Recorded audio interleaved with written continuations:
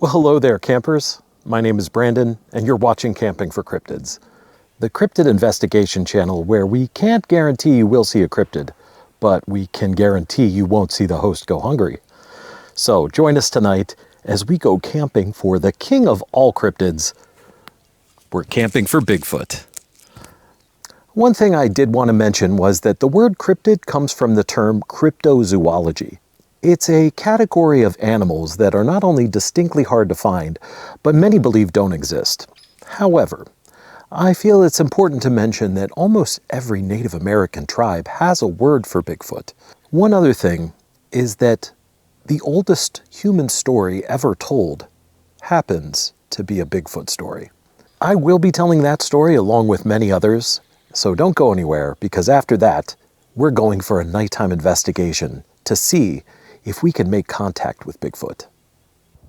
Back in 2005, just after sunset, a fisherman in this area reported seeing two tall, dark silhouettes standing near the shoreline. Then, they disappeared into the trees. Over the years, other visitors to this area have described large footprints, strange smells, and large objects moving through these woods. Tonight, I'm spending the night here to see if anything else is still out there. I want you to know that I seriously did my best to prepare for this investigation tonight. Lucky Bigfoot socks. All right, so this is going to be the camp spot for the night. I'm going to go ahead and head to the car, grab the gear, and get it unpacked. Then it's time to make some dinner. Bigfoot's favorite burgers.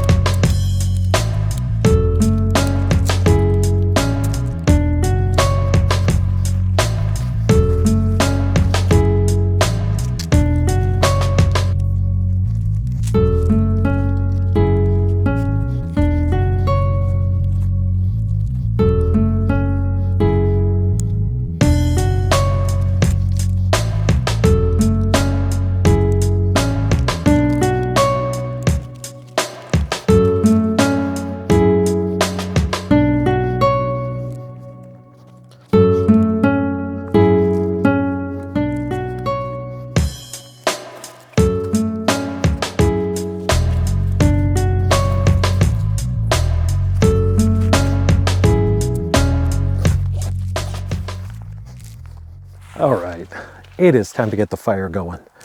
The thermocell here is doing one admirable job, but I think some smoke from the fire would really help to get these mosquitoes out of the way tonight. So I've got a little bit of charcoal fluid that I'm going to use tonight, and I'm just going to douse this pretty generously with it. And then we're just going to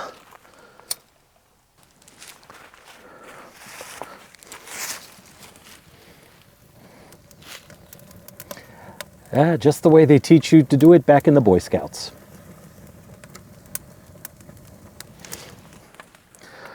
I have to say, the smell of the campfire is making me feel so nostalgic. There's something that just brings me back to my childhood. There are few places in Northern California better suited to Bigfoot stories than the Eldorado National Forest. Stretching across the western slopes of the Sierra Nevadas, the forest is filled with dense timber, remote ridgelines, granite quarries, lakes, and miles of old logging roads. It is exactly the kind of terrain where something large could move unseen. And over the years, several people have claimed to encounter something that couldn't be explained. One of the more interesting encounters comes from Stumpy Meadow Lake, right behind us here. So in August of 2005, a man who was fishing near the dam noticed a large silhouette moving near the shoreline. The light was fading and the distance made details more difficult, but he was clear on one point. They didn't move like deer, and they did not appear to be ordinary people. He watched for several moments before the figures moved back into the tree line and then disappeared. There were no sounds and no further trace, just two shapes standing in the dusk. For many, it could be considered misidentification, but for believers, it's one of the strongest pieces of evidence in the Stumpy Meadows area. Another account from the Stumpy Meadows back roads involved a group of ATV riders. According to the report, they came across a large set of footprints pushed into the soft earth near a muddy trail. But what stood out most wasn't the tracks, it was the smell. The riders described a strong, overpowering odor, something musky and rotten, something that stayed with them long after they left the area. That detail appears over and over again in Bigfoot sightings across North America. A foul smell, like wet fur, decay, sort of an animal smell, but unfamiliar. No creature was seen that day, but it left enough of an impression that it was classified as a possible encounter. Tonight's camp meal will feature propane and propane accessories. Okay, I'm going to go ahead and start setting up our camp meal for tonight, which is going to be Bigfoot's favorite burgers and Enkidu's fried potatoes. First off is going to be cutting these potatoes into wedges so that I can fry them. And I'm going to leave the skin on. I'm sure whatever dirt is on there will come off in the deep fryer. I want to make these small enough that they'll cook evenly, but big enough that they're still nice and tender on the inside. So I'm probably going to slice up 3 or 4 of them. And then the plan is going to be to dip them into some hot oil and then take them out and fry them once more. I've heard that twice frying method is what McDonald's uses to make their French fries so delicious. So that's what we're going to do as well. Now that the fire is going, I'm going to put the burger patty on there after just a few more minutes. But it's going to take the potatoes a while to finish. Speaking of which, I should probably get this oil started immediately.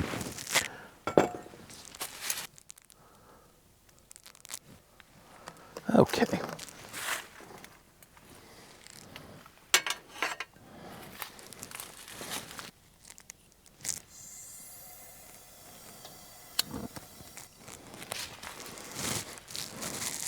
I'm going to go ahead and take out the burger patty here, and I'm going to season it with just a little bit of this onion soup mix. So I also have a few things such as Himalayan sea salt, the onion powder, the garlic powder, and some black pepper. I'm going to go ahead and use all of these as well in the seasoning for the Enkidu potatoes. So for that, I'm going to put some flour in a bag, and then once the flour's in here, I'm going to add the seasonings to it, and then I'm going to put the potatoes in here after they've had a chance to cool down just a little bit, and then I'm going to fry them once more. Oops.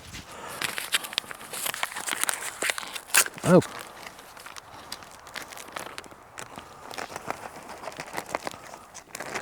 All right, I think that should be good. And then normally I'd use a little paprika too, but I didn't bring it tonight, so that's okay.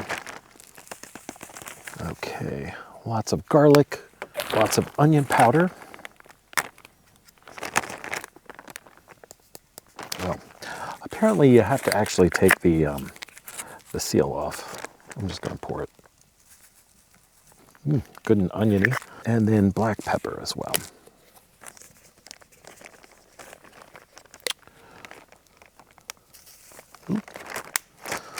Okay. Smells good. I'm gonna mix this all up. And yeah. Oh, I forgot the onion mix. I'm going to sprinkle a little of the onion mix into here, and I'm going to sprinkle a little onion soup mix on the burger as well, along with some salt and pepper.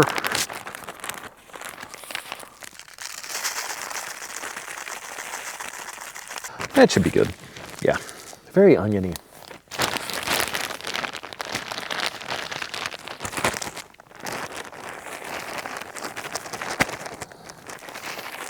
All right, I'm gonna go ahead and take out the burger patty as well. So a little bit of the onion soup mix here. And then I'm going to put it back in the bag and kind of gently massage that onion soup mix back into the burger. Okay. Yeah. Potatoes are ready to go in.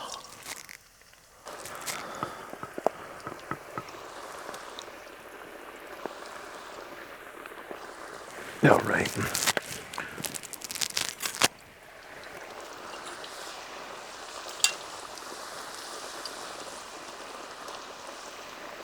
While they're cooking, I'm going to put the salt and pepper here onto the burger.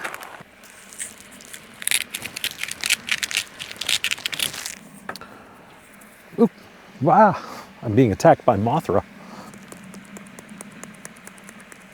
There we go.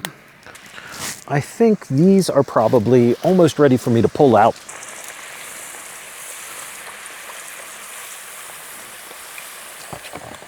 They're looking pretty good so far.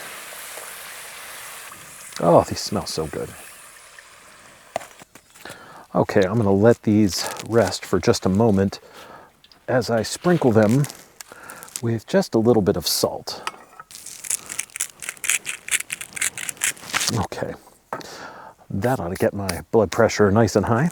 Okay, next up, they will go here in this bag after they cool down. I'm gonna flour them up and then I'm gonna fry them once more after that. Okay, here we go.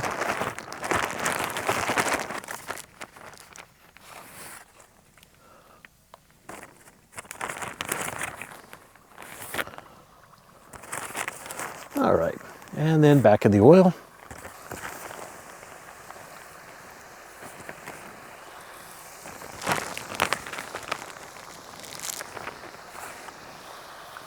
Yeah, I'm gonna go ahead and get this burger on the grill.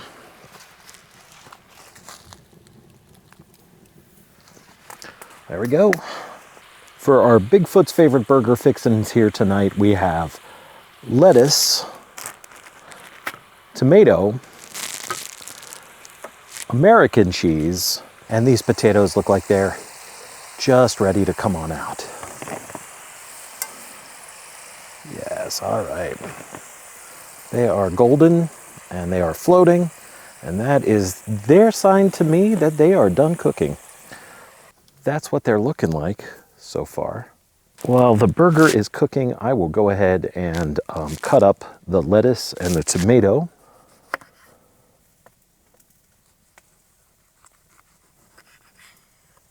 All right, and that should be good. And I think this guy is ready to flip.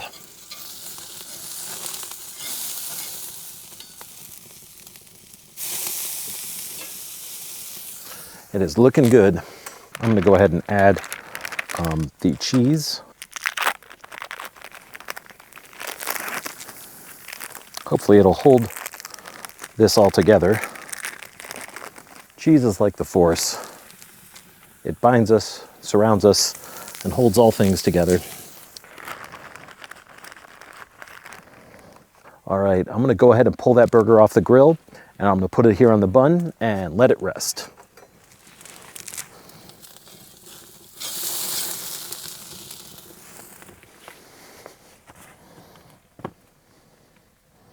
All right, for toppings here, I have some pickles, and then, you know, they say that Bigfoot likes privacy, but if he also likes mayonnaise and mustard on his cheeseburgers, well, we have that in common. All right, I'm gonna start off with the mustard here and squeeze a little bit of this on. Nice, and then a little bit of the mayonnaise here. Squeeze this on.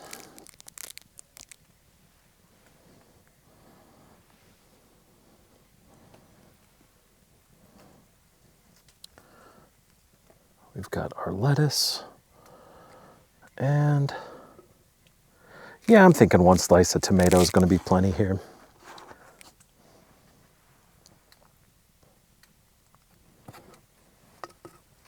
I'm gonna load up some of these potatoes on my plate here, and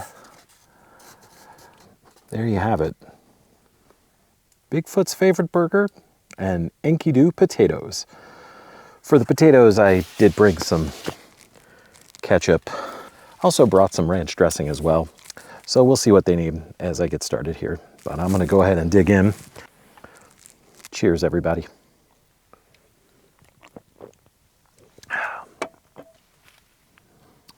I don't know if you can see that, but it is looking good.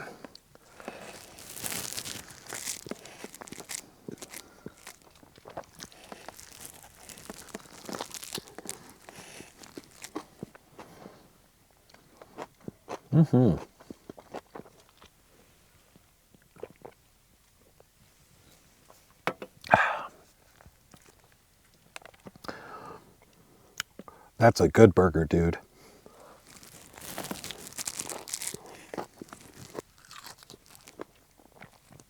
The potatoes came out really well, and they have a nice crunch. I think maybe they could use a little ketchup. They definitely have a strong potato appeal. Well, I have to say, that meal was 5 stars. Now that everything's finished, I think I'm going to pack everything up and take it back to the car to lock it up for the night. That way, it won't attract any wildlife, which, I have to be honest, Eldorado National Forest is bear territory. So, better safe than sorry. After that, I'm going to come back and tell stories for a little bit, and then we're going to go on a night hike with headlamps on. So, don't go anywhere. We've got lots of excitement coming up. I promised to tell you the first Bigfoot story ever told, which is actually the first story ever told. And it takes place in the land between the Tigris and the Euphrates rivers, and sometimes known as the Fertile Crescent. This story was found written on clay tablets in the Akkadian library when they excavated the ruins of it. This story is the Epic of Gilgamesh. Gilgamesh was a king of a city in ancient Mesopotamia called Uruk. Only he wasn't a good king. He lorded his power over the people of his city, and they cried out. He was known to be 2/3 God and 1/3 man. His mother was a goddess, and his father was a powerful Lugal, which is sort of like a governor. And the people cried out to the gods, saying, "You must do something about this bad king." So word got to the goddess Aruru. She put her fingers in some water and pinched some clay and dropped it in the forest, and it became a wild man known as Enkidu. Now, Enkidu was covered in hair. He had long hair like a woman's, and he had matted fur all over his body. He ran with the wild gazelle and ate grass in the fields. One day, a trapper was in the forest and came face to face with Enkidu. He was completely shocked. He had no idea what to do. So he ran back to town and told his father, and he said, "This wild man's like a guardian of the forest who is constantly tearing up my traps. He's filling in the pits that I've dug to catch wild animals. And he's releasing the animals from the traps that I set. What can I do about him?" So his father told him to go talk to King Gilgamesh, who was very wise. And he did. Gilgamesh told him, "This is what you have to do. You have to get him a girlfriend. Go to the Temple of Love. Find a beautiful woman.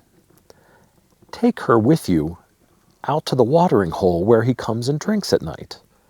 And when he shows up there, have her give him the old wink wink, and afterwards he'll forget all about his wild animal friends." So that's what he did. He went to the Temple of Love. He found a most beautiful woman who was willing to be Enkidu's girlfriend for a little while. She went out to the watering hole that Enkidu goes and drinks from every night, and there she saw him, and she gave him the wink wink, and he came over and whispered sweet mumblings of love into her ear for 6 days and 7 nights. After that, just like was predicted, the animals no longer wanted anything to do with him. He had become domesticated. So now he had no choice but to go with her back to the town of Uruk. Once getting back there, he made friends with some shepherds, and he would watch their flocks at night while they would sleep, and he would guard them and keep them safe from lions and wolves. Now, one day, he saw a man, and he said to his girlfriend, he said, go find out what this guy's doing. And she did. She went and got him, and he came back, and he said he had a real problem. He said, I can't stand this King Gilgamesh. He's lording his power over all the people. And, there's every time someone gets married, he has decided he's going to be the husband for one night before the husband gets a chance to be the husband. Well, Enkidu went pale, and he said, all right, that is it. I have got to go. I'm going to go stop this evil king. I'm going to tell him that that's not cool.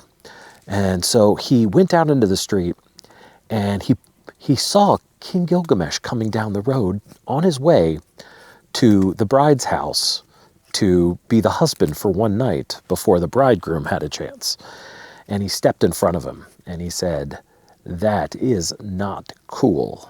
And, they got in a fight. And it was like Peter Griffin and the chicken when they go at it, beating each other up in the streets.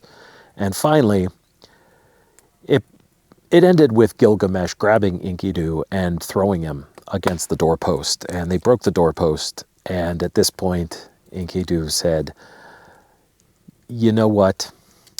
If you can't beat him, join him. Tell you what, man, I'm going to watch you, make sure that you don't go up to your old shenanigans anymore, and be a good king to your people.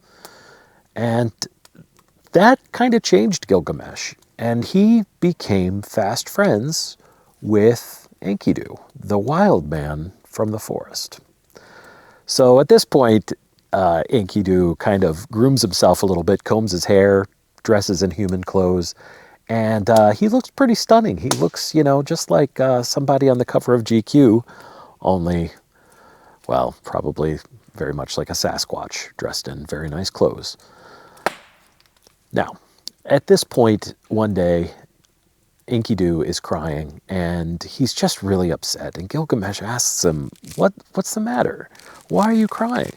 And he said, well, I'm sitting here lazy all the time, and I'm losing all my muscle, and my workouts just aren't keeping up anymore. And Gilgamesh comes up with a plan. He wants to write his name on the bricks of the places where the famous men are, but he's got to come up with some sort of a way of proving himself. So at this time, there was an ancient forest demon called Humbaba who guarded the cedars of Lebanon. And Gilgamesh decided that if he would go and kill this demon Humbaba, then he had nothing to lose and everything to gain. So he convinces Enkidu to help him. And Enkidu, he said, I don't think you want to do that. That forest is like 1,000 leagues by 1,000 leagues. And when I was out running with the animals, I came across that forest, and I came across Humbaba. And I can tell you, that Humbaba is a terrifying creature. That demon, his roar is like a torrential flood, and his breath is like a beam of fire. And also, his jaws are death itself. But that wasn't enough to dissuade Gilgamesh, so they go and they get swords made from the armorers, and they get an axe and a sword, and they set off. And they walk for many, many days and nights, and then they finally get to the cedar forest where Humbaba lives. And the first thing that Gilgamesh does is chops down one of the cedars. And of course, Humbaba comes out raging. Now, in secret, Shamash, the sun god, had given Gilgamesh a secret power. He gave Gilgamesh the power of the 7 winds. And these winds were like the winds that come along when a fire hits, and the winds that come along when a rainstorm occurs and bolts of lightning are flashing all over the place. These are really powerful winds that he gives him. And what Gilgamesh does is he uses the power of these winds to bind Humbaba the second that he comes out of his cave. He's like, whoosh, and he uses the winds in order to hold him. And at this point, Humbaba actually says, Gilgamesh, please don't kill me. Don't end my life here. I'll be your friend. I'll be your servant. And Gilgamesh is almost like going to do it, but Enkidu says, you know what? If we don't kill him, he is going to come after us. And so the best thing to do here is to finish the job and put him to his end. And so they did. Now, once they had killed this demon Humbaba and chopped down all of these cedars of Lebanon and took them back to Uruk, their city, there was a goddess who lived in the city. Her name was Ishtar, and she was very much smitten with King Gilgamesh. And she says, hey, baby, why don't you come over and let me make you my husband? And he says, you know what, I'll do anything for you.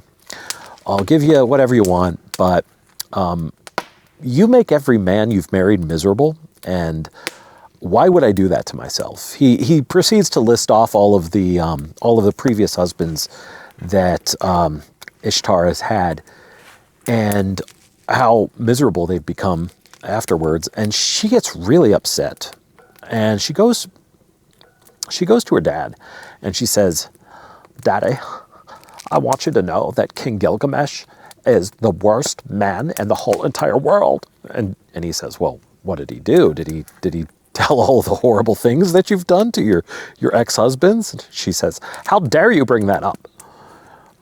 I want the bowl of heaven. I want to take the bowl of heaven out, and I'm going to use it to destroy both him and his stupid friend Enkidu.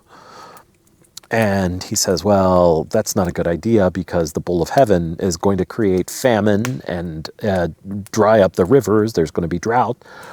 Do you have a plan for that? What are you going to do when that happens? And she says, don't you worry.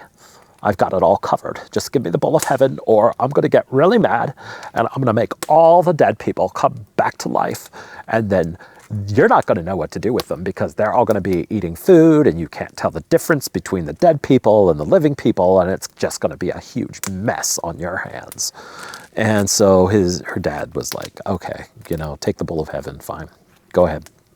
And so she took the bowl of heaven, and it comes down, and it's causing havoc and destruction, and the bowl of heaven is rampaging, and all of the people of the town of Uruk are really in a bad place, because with its snort, it drinks like all the water, and then with its next snort, it causes these earthquakes, and it almost kills Enkidu, but he rolls out of the way, and he and Gilgamesh grab it both on each side, and they rip it in half. And so the bowl of heaven is dead. And at this point, Inanna comes, and the people of Uruk are like cheering. They're like, the crowd's going wild. Yeah! And the goddess Ishtar is like, how dare you cheer for them? You're supposed to be cheering for the bowl of heaven, not for those two idiots. And that's when Enkidu grabs the haunch of the bowl of heaven and swings it around, and she's standing up on top of the city walls, and he throws it, and the haunch flies up and smacks her right in the mouth. And he says, if you were down here, you better believe I'd do the same thing that I just did to that bull to you. And she is really upset. And yeah, you know, she goes back to the Council of Gods, the Anunnaki, and she says to them, one of them has to die. And so they said, well, you know, they did kill Humbaba, and then they killed the Bull of Heaven, and it's just too much, you know. They're just acting like there's no consequences. And so it was decreed that Enkidu would die. So Enkidu becomes sick, and he's sick for like 10 days, and he's like, I'm not going to make it. And he tells Gilgamesh he's sorry that he's never going to be able to see him again. And then he curses some people who, you know, he feels like did him wrong. And then he dies. And at that point, Gilgamesh is completely, he's destroyed. He pulls out his hair, he rips his clothes, he puts on wild animal skins, and he just goes around sulking for so long, and he refuses to let Enkidu get buried. And finally, he has to, because, you know, there's like, it's bad. There's, you know, he's gone bad at this point.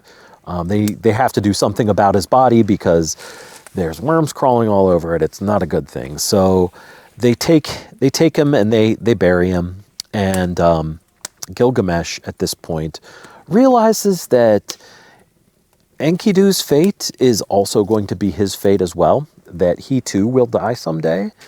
And so he decides that he has to go on a quest to find immortality. So that's what he does. He heads off into the mountains, and he meets these like scorpion men who, you know, ask him what he's doing. And he said, you know, I've heard that there's this man who survived the Great Flood, and he's immortal. And so I'm going to find this man, Utnapishtim. And they say, no one's ever done that before. Sure, go ahead. And so he goes down into the underworld, into this cave, and this cave just goes on forever, and there's no lights, and he's just walking in the dark forever and ever and ever. And finally he sees this light on the other side. And when he comes out on the other side, this girl sees him, and she immediately locks her door. And it's this garden. It's this amazing, beautiful garden. And she locks her door, and he's like, hey, let me in. And she agrees. He tells him, hey, I'm Gilgamesh. I killed Humbaba.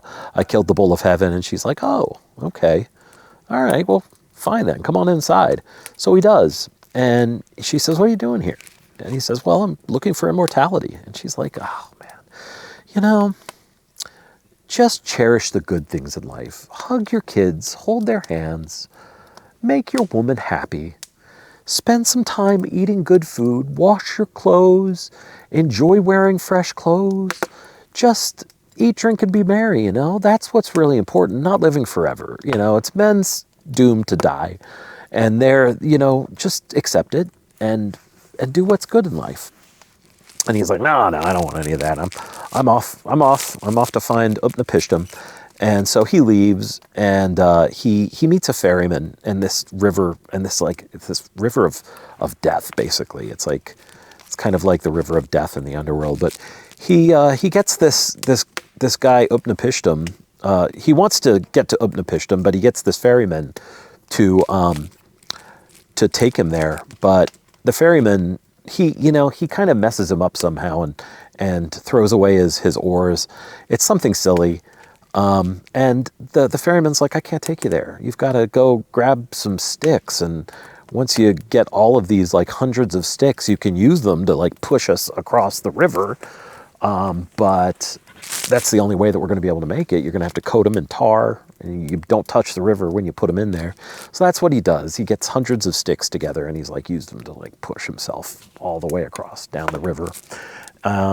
And finally, he's on his last stick. They're all like burning up here, and he gets to his last stick, and he takes it, and he takes off his clothes, and he hoists the stick up in the air, and he puts his clothes on it, and he uses it as a sail.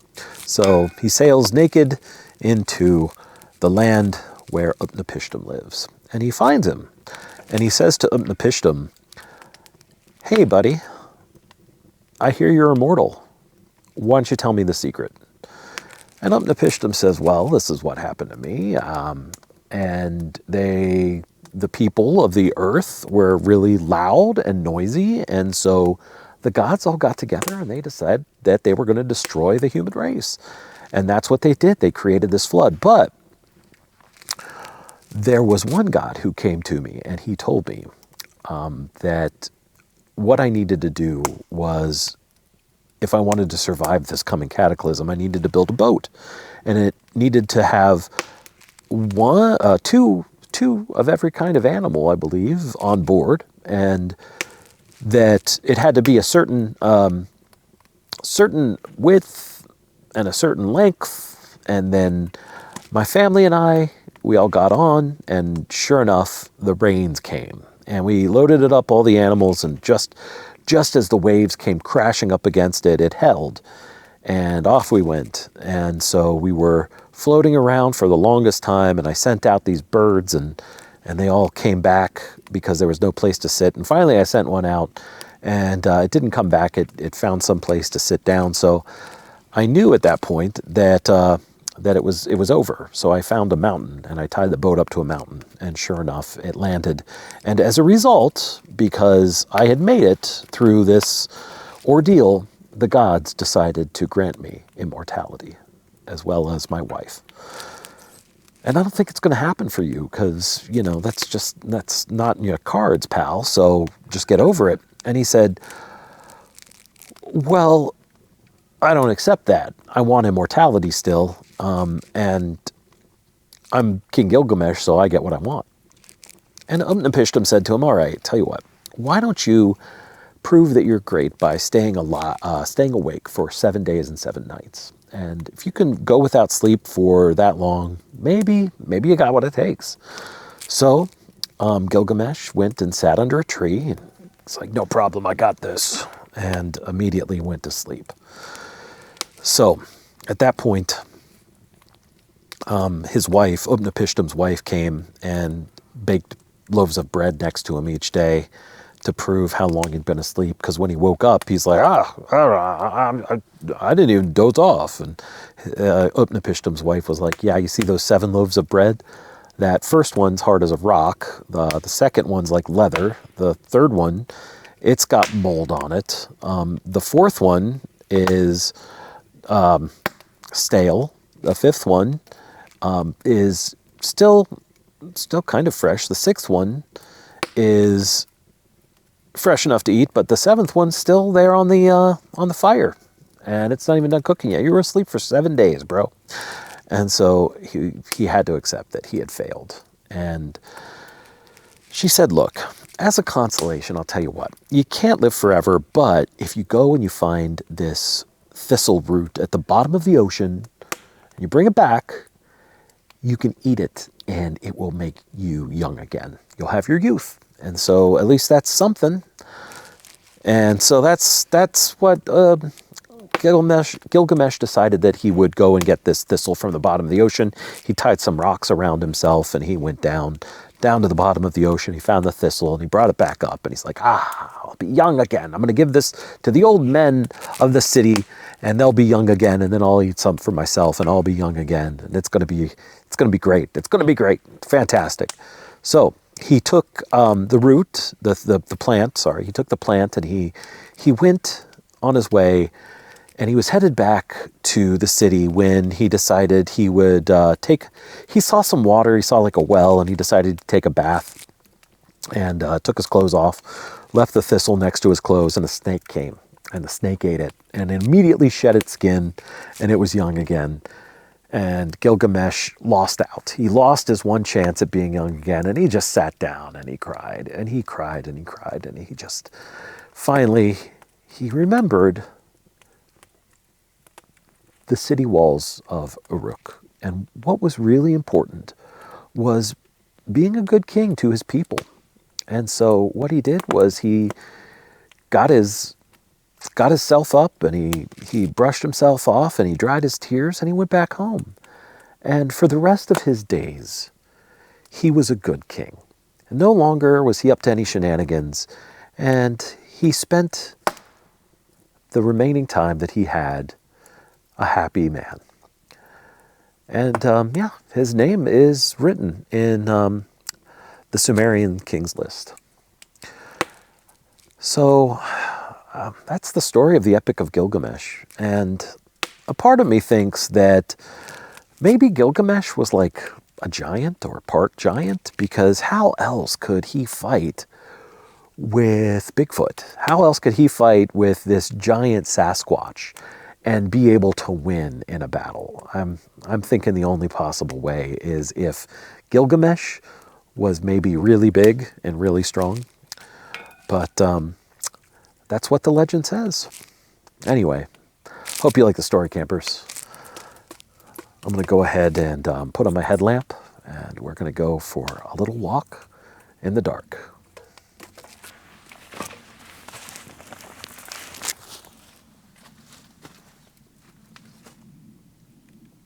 Okay, so we are about to go on a night hike here with our headlamp on. Hopefully I don't get lost out here, because I'm really looking forward to climbing into that nice warm sleeping bag tonight.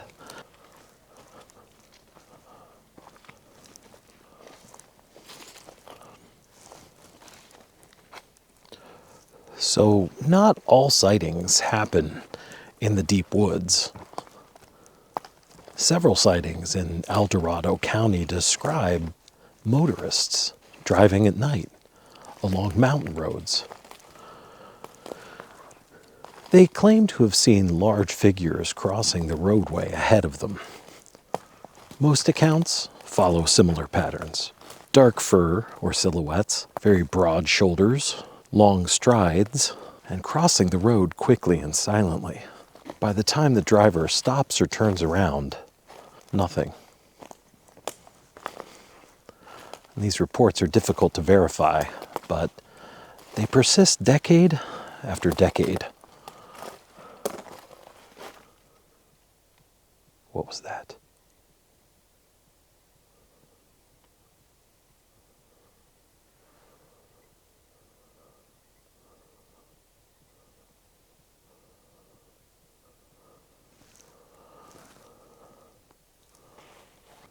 Campers throughout the Sierra Nevada have also reported hearing unexplained sounds after dark. Things like we just heard. Wood knocks deep in the forest. Heavy footsteps happening outside their camp. Rocks striking trees. Something moving through the brush without revealing itself. Of course, forests are full of natural sounds, but when you're alone in camp with only firelight and trees around you, ordinary sounds feel anything but ordinary. Some experts believe that yelps and howls are a way of communicating.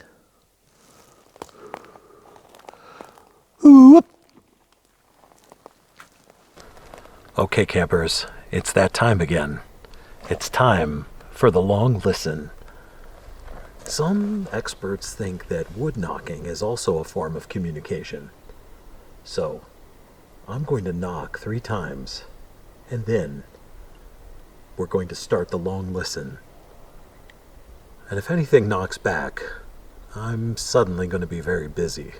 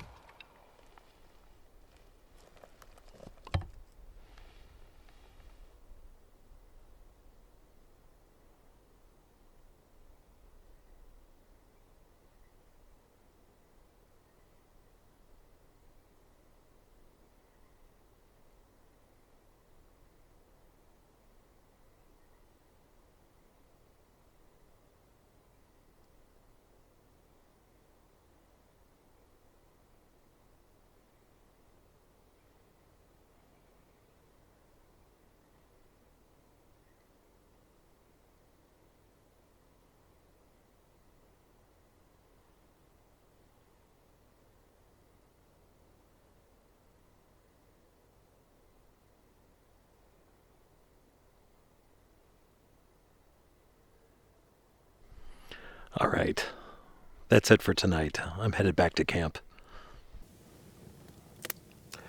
You know, Bigfoot is one of those stories that almost everybody has heard of. Even people who don't believe in cryptids know the name. It's part mystery, part legend, part joke. But out here tonight, it feels different because this isn't the kind of place where the idea sounds silly. This is the kind of place where the idea seems possible. All around me tonight is forest. Thick forest made of trees packed closely together. Brush, game trails, shadows. The kind of terrain where something could move just a few yards away and you'd never even know it. That's what makes Bigfoot different from other legends. It doesn't come from castles or ruins. It comes from places like this. Wilderness. Places where people still get lost. Places where sound travels strangely. Places where the dark is deeper than it should be. Earlier tonight, I talked about the report from back in 2005 where people reported seeing shadows standing on the shoreline at the lake that's now just behind me. Could it have been people? Absolutely. Could it have been shadows, bad light, the distance playing tricks? Why not? Sure, that happens all the time. But that's how these stories survive. Not because every report is proof, but because some of them leave just enough doubt behind. There are tons of different Bigfoot reports across America, coming from different decades, different places, different people. Hunters, fishermen, carpenters, campers, people who usually aren't looking for attention. But the reports are strangely similar. A large figure with broad shoulders, covered in fur, moving silently, taking large strides. Sometimes there's a smell. Sometimes there's large footprints. Sometimes there's tree knocks. Sometimes there's mysterious orbs, and all just a few seconds before it disappears. You know, that's the part that really interests me. The disappearing. Because if there was something living out here, it wouldn't need to be magical. It would just need to know these woods better than we do. And that wouldn't be hard. Most of us walk into these forests like visitors. We use lights, we make noises, we smell like campfire smoke and grocery stores. We're not exactly built for stealth, but something or someone that lived out here full time, that knew every ridgeline, every creek, every blind spot, it probably wouldn't be seen unless it wanted to. And that's the thought that gets to people, that gets to me. Not that Bigfoot would attack, not that he'd chase you through the forest, just that he's there, watching you from just a few yards away. Well, you have no idea. Now, do I think that there is a giant undiscovered ape man living out in the Sierra Nevadas? Honestly, I don't know. There's good reason to be skeptical. There's no hard proof. There's no body. There's no undeniable evidence. But I do think nature humbles people. Even with cell phones and satellites and maps, GPS, all of it. When you come out here, you can still realize very quickly that you are not in control. Maybe that's why the Bigfoot story never goes away. Maybe it represents something in all of us, something that's wild, and something that refuses to be explained.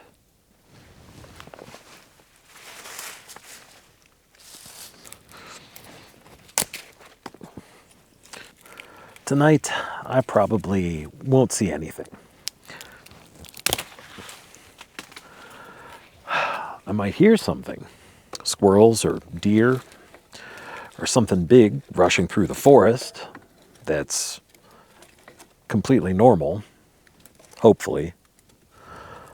But if I do hear a slow footstep or a knock in the trees, I have to admit, I'll probably start listening extra carefully. Out here, You don't need proof for the woods to be mysterious. The feeling is enough. Well, I'm headed to bed for the night. Sleep tight, campers.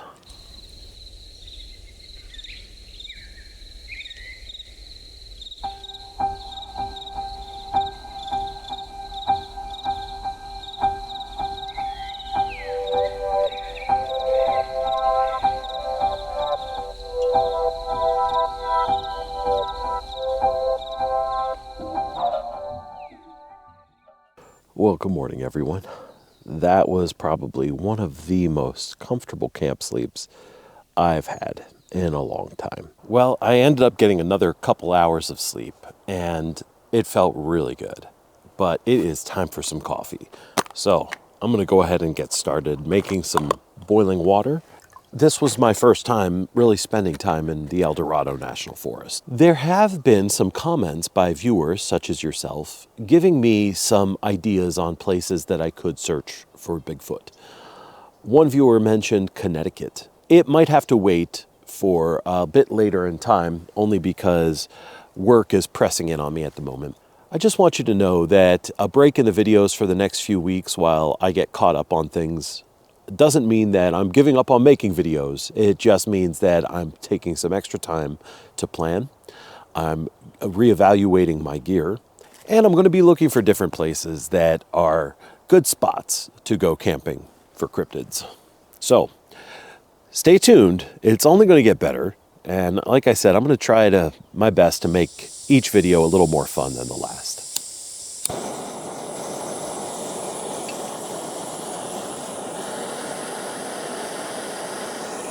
All right, I went ahead and got the creamer. Today's coffee, daily coffee, which is exactly what I need today. Okay, it says that each one of these packets needs about 6 to 7 ounces of water. So that's going to just be about 6, 7. I'm sure the kids are going crazy right now. So I'm going to add a little cream here. Go ahead and grab Nature's Coffee Stir here.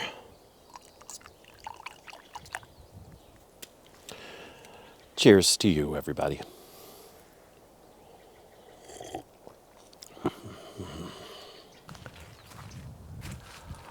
Well, my friends, camp is all packed up and it's time for me to head back. I'm going to get right to work editing this video, and you'll be the first to know when it's published if you click on the little bell icon. Also, thank you so much, everyone, for liking and subscribing. That's the best way to show your support, and please leave a comment if you have ever had a Bigfoot encounter out in the wild. Let me know about it, and feel free to post any ideas that you have about cryptids that you would like me to investigate next. Until then, keep camping for cryptids.